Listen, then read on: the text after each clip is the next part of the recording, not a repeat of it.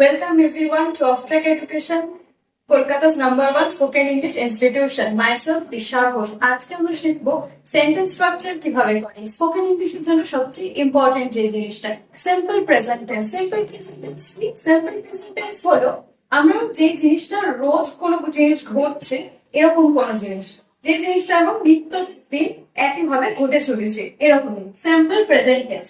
এই সেন্টেন্সটা structure subject, তারপর ভার্ব, তারপরে অবজেক্ট। এখানে কিছু এক্সেপশন আছে। ভার্বের মধ্যে আমরা এস অ্যাড করব অর ইএস অ্যাড করব third person singular number. Third person singular number কি? আই এন্ড ইউ ছাড়া বাকি থার্ড পারসন যে এখানে প্রেজেন্ট নেই সেই হলো থার্ড পারসন, আর সে হলো সিঙ্গুলার। সে যদি একার সেটাই হলো সিঙ্গুলার। যেরকম আমরা এক্সাম্পল দেখছি, we eat rice, I eat rice, you eat rice, কিন্তু he, she or Ria eats rice.